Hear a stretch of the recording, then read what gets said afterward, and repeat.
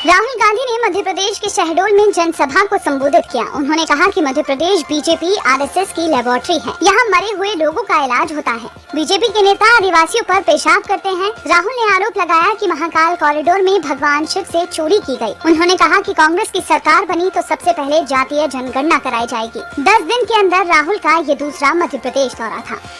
Hamas के खिलाफ जारी जंग के चौथे दिन इजराइल के पीएम बेंजामिन नेतन्याहू ने प्रधानमंत्री नरेंद्र मोदी को फोन किया।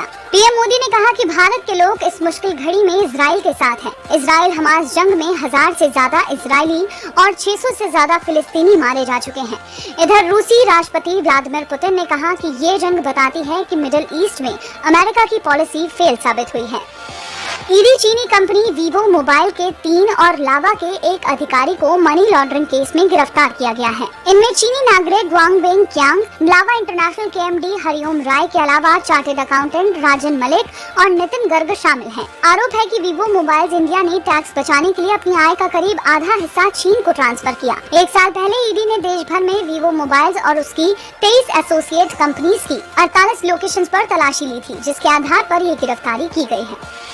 361 health Hurun India rich list 2023 जारी हुई। इसके मुताबिक रिलायंस इंडस्ट्रीज के चेयरमैन मुकेश अंबानी सबसे अमीर भारतीय हैं। उन्होंने अडानी ग्रुप के चेयरमैन गौतम अडानी को पीछे छोड़ा है। अंबानी करीब 8 लाख करोड़ रुपए की वेल्थ के साथ टॉप पर है। वहीं गौतम अडानी की वेल्थ करीब 4.5 लाख करोड़ रुपए है। अडानी की नेट वर्थ में हिंडनबर्ग रिसर्च रिपोर्ट के बाद काफी गिरावट आई है। राजस्थान के सीएम अशोक गहलोत ने केंद्र सरकार पर निशाना साधा। उन्होंने कहा कि हमसे कोई भी बिजनेसमैन मिलने आता है तो शाम को घर दफ्तर पर ईडी और इनकम टैक्स डिपार्टमेंट पहुंच जाता है।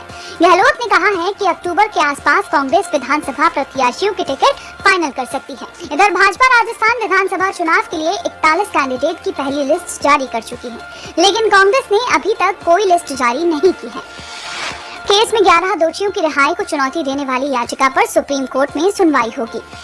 प्रधानमंत्री नरेंद्र मोदी उत्तराखंड के पिथौरागढ़ जिले जाएंगे। 2 दिन के दौरे में वे आदि कैलाश के दर्शन करेंगे। साथ ही ओल्ड लिपुलेख में साइट सीइंग स्थल का उद्घाटन करेंगे। 9 दिनों तक चलने वाले गरबा महोत्सव में अब कुछ ही दिन बचे हैं। ऐसे में अहमदाबाद में रहने वाले एक शख्स ने एक आकर्षक पगड़ी तैयार की है। इसे राम राज्य नाम दिया गया है। वे इस 3 किलो की पगड़ी के साथ 9 किलो की गरबा पोशाक पहनकर नवरात्रि के दौरान गरबा खेलेंगे। पगड़ी की डिजाइन में गुजराती संस्कृति के अलावा चंद्रयान 3, प्रधानमंत्री मोदी और राम मंदिर को जगह दी गई है। इसे तैयार करने में 3 महीने लगे हैं। 4 राज्यों में भारी बारिश का अलर्ट जारी किया है। इसमें कर्नाटक, तमिलनाडु, पुडुचेरी और केरल शामिल हैं। 566 पॉइंट्स बढ़कर 66,079 पर बंद हुआ। वहीं निफ्टी 177 पॉइंट्स बढ़कर 19,689 पर बंद हुआ। आज के दिन का इतिहास 11 अक्टूबर 1902 यानी आज ही के दिन भारतीय स्वतंत्रता सेनानी और राजनेता जयप्रकाश नारायण का जन्म हुआ था। उन्हें लोक नायक के नाम से भी जाना जाता है। नेहरू की सलाह पर वे कांग्रेस से जुड़े। 1975 में इंदिरा गांधी पर चुनावों में भ्रष्टाचार का आरोप सही साबित हुआ तो जेपी ने उनसे इस्तीफा मांगा और उनके खिलाफ एक आंदोलन खड़ा किया, जिसे जेपी आंदोलन भी कहते हैं। जेपी ने इसे संपूर्ण क्रांति नाम दिया था। साल 1999 में मरणोपरांत जेपी को भारत रत्न से सम्मानित किया गया।